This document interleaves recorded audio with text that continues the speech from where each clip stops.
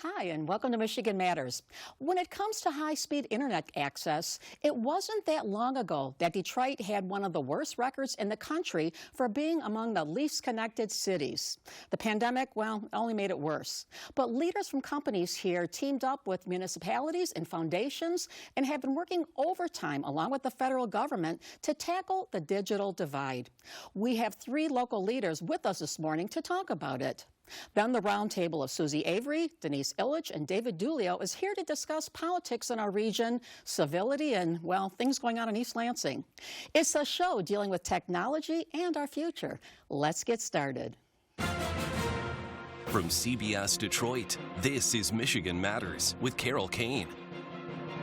And we are so pleased to welcome Laura Grannemann, who is the Executive Director of Gilbert Family Foundation and Rocket Community Fund, Christine Burkette, who's the Director of Digital Equity and Inclusion for the City of Detroit, and Vittoria Katanski, who's the Director of Connect 3. Did I do your name too badly there? All right, Victoria, what a great name. Welcome, guys. It's really great to have you here to talk about this incredibly important issue of the digital divide, particularly here in the Motor City. So thank you for joining me. Thank you for having us. So, Laura, let me start with you. You've been at this at the Gilbert Family Foundation and Rock Community Fund for years now. So what is it those foundations do, and how does the digital divide issue factor in with that? Yeah. So the Rocket Community Fund is all about increasing housing stability right here in the city of Detroit and nationally. And one of the things that is most evident to us, especially as a technology company that happens to do mortgages, is that the digital divide is really a barrier to housing stability, right? Yeah. So many of the resources that we access on a day-to-day basis are based on our ability to navigate technology. And back in 2020, we, of course, were just at the beginning of the pandemic, and we were just about to launch the second Rocket Mortgage Classic. And we thought, should we do the Rocket Mortgage Classic? Yeah. This was a big decision. Yeah. This was a big decision for us. And we decided ultimately the only reason that we would do the Rocket Mortgage Classic is if we could have a lasting impact, a generational impact on the city of Detroit. And so we all rallied around the digital divide. The digital divide. Right? Well, and speaking of that, Christine, you have been the Director of Digital Equity and Inclusion for what? You're 9 months into this new job? Yeah, 9 months in. So how is the city doing right now? I know things, 5 years, 8 years ago, things were much more dire for the city. Things are improving. How do you describe where the city is right now? I think we're at a great start. And when I say great start, for me, it's like I hit the restart button because it was a continuation of a concept that we needed to roll out during the next 3 to 5 years. Yeah. So for me, I think we're in a great position. We're actually ahead of a lot of other cities. My job within this team is to look at what other municipalities are doing and what our government is doing. So I spend a lot of time going to a lot of tech conferences and going to different states and spend a lot of time in D.C. to make sure that we're in alignment or ahead of the bar. So I think we're ahead of the bar. And there are improvements being made here. And Victoria, you're involved with Connect 313. Tell us, what is the genesis of this organization and its mission? How does it figure in here? Yeah, so Connect 313 was started in 2020 as a result of, as we said, the pandemic, and trying to understand that Detroiters, just beyond even housing, didn't have access to devices for school, for work, for anything, and it really highlighted how divided we were. So this idea came about to be kind of to pull together municipality, find like the philanthropic environment and the community together to attack this problem. In fact, in today's Detroit Free Press, if you look, I wrote an article about this, and we talked with you ladies here in advance about that. So, Laura, you've been involved with this a long time as well. What's the biggest hurdle to achieving true digital equity in the city? What are the barriers, I guess, is the question. Yeah, we think about digital inclusion really in 3 buckets. It's devices, it's access to high-speed internet in your home and out of your home, and it's also digital literacy. And so we've really taken a 3-pronged approach to addressing the digital inclusion challenge here in the city of Detroit through direct distribution of devices, and we've been really proud to be able to distribute over 75,000 devices as part of this network. We've been able to work with 22 different neighborhood technology hubs, trusted spaces where people can go to get access to digital literacy training marketing and programming.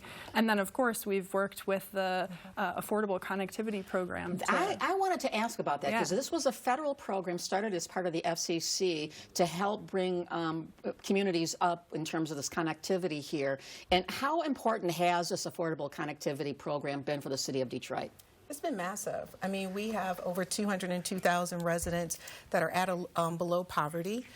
So for them to receive $30 a month towards their internet bill has been extremely helpful for a lot of them to stay connected. And then with our ISP providers, Comcast, AT&T, and T-Mobile, them working with us to help sign up residents to get the credit that goes towards their bill with their provider has been even better. I mean, so we couldn't ask for something, and we're hoping that it gets extended. I mean, that's a big conversation. That's the big question here, the big concern that if it runs out, it was started as the pandemic measure.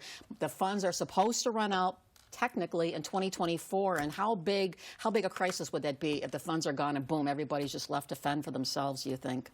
Oh, it would be devastating. It would pull our work back years. I mean, it's, you know, as Christine said, $30 a month is a big deal for people. Yeah. And unfortunately, when we make decisions on how we spend money in our budgets, it often is not thought of as the necessity that it actually is. Okay. Well, we're going to take a quick break here, and we will be right back with more Michigan Matters after this quick timeout.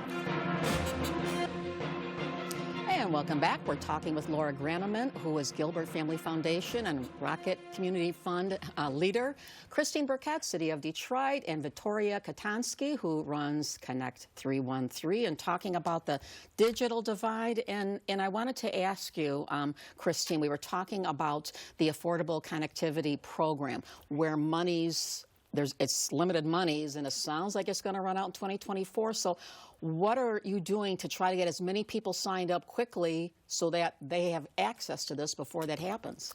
So collectively, all of us put together a 120-day challenge for us to sign up the remaining residents that are eligible. So if you go to the City Detroit Digital Equity website, you can just scan that QR code or click the link, and you can put in your zip code, and it'll go ahead and attach you to what ISP provider that's in your area. And it'll help you sign up for the ACP right online. So we're really excited about that. Yeah, get as many people, trying to get everybody signed up by then. But I don't know. Do you have a ballpark percentage of what you're thinking you're hoping to have signed up? Yeah, our goal is initially, I think 2 months ago, it was like 90,000. Now we're less than that. We're close to like 80,000. Okay. And just to let you guys know, it's not just us. It's faith-based organizations. It's contracted vendors.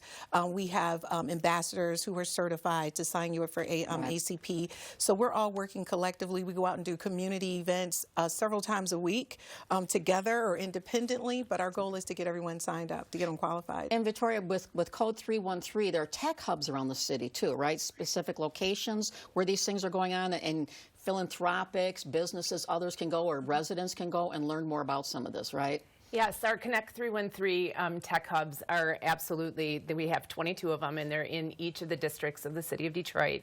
In addition to that, we have community ambassadors that go to the different events, as Christine mentioned, throughout the city.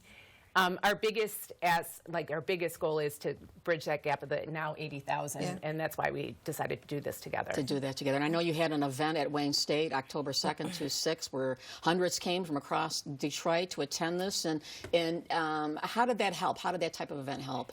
Well, you know, I think that type of event is a great opportunity for the community to come together to learn. You know, of course, we've already signed up over 120,000 people to the Affordable Connectivity Program, but there's so many more people that we still need to reach, so this helps to get the word out, and it helps to make sure that we've got our community behind us as we advocate for more resources like this. Well, and we're talking about this as a City of Detroit problem, but truly, this is a problem for entire region, because if people aren't hooked up, don't know how to use technology, it puts the future workforce at a total disadvantage, right? Absolutely. I mean, one of the things that we're thinking about as a business at Rocket is AI, right? And that is really the next phase of technology. And unfortunately, we have people in the city of Detroit who are not yet at the phase where our current businesses are. And so we need to make sure that we're helping to support those individuals, not just to get up to speed today, but actually be prepared for tomorrow. To that. And particularly, too, with young people and education here. I mean, this has been an issue. We know during the pandemic when students were sent home, and this was a problem in Detroit, which is how Code 313 got its start, because of the fact that they weren't up to speed. More young people are getting up to speed now. So I know one of the things that you're doing, Christine, you've got a new digital channel that's going to be on YouTube. Is it a podcast? What is it?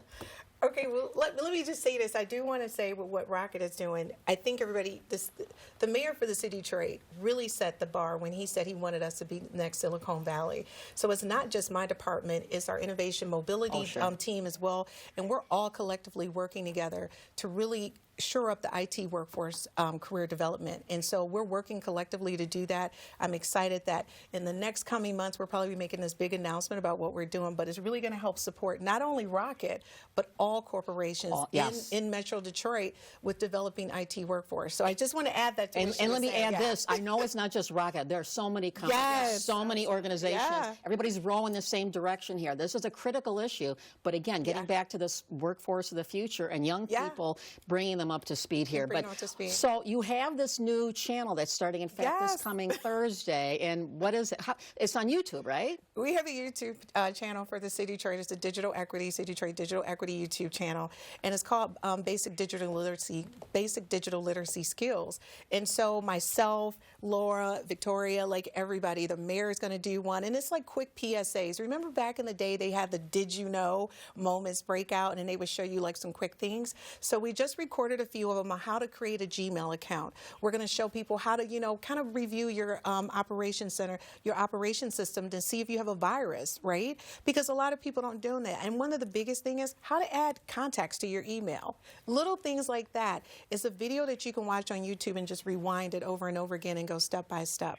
And for our elderly and people who are ESL, that's great for them because we can't be everywhere. So we do go out in the community, we do education seminars and workshops, but we're a small group and it would take like a whole group. So I figured out, I said, well, how can we multiply ourselves? And everybody's watching YouTube. So I pitched it. It was a great idea and we're all on board. So we're all going to do it. So I'm really excited. Is this your first time doing a podcast or a YouTube thing? No, I did an education podcast for a very long time. So it's not as great. You're expanding the brand. I'm expanding the brand and I'm helping the city. And so we're partnering with a lot of companies doing it, as well as our Lieutenant Governor. And we're just really excited. He comes out of the IT world. He's on. I know. He quickly volunteered and the mayor was like, oh, yeah, I'll do one. So I'm really excited. I can't wait to see all the ones that's produced. Well, I want to thank you so much for being here. Really enjoyed the conversation. Important stuff that you're doing. We'll have you back in a few months to see how it's all going, if you're okay with that. That'll be great. All right. We'll plan it. Thank you again for being here. And keep going. I want to make a correction on myself. I identified Connect 313 as code 313. If you're looking for them online, it's Connect 313. So there we go. Don't want to let that go. Thank you so much for being here. Really appreciate it. And thanks to you for joining us, too. Enjoy the rest of your week, and we'll see you next Sunday for more Michigan Matters.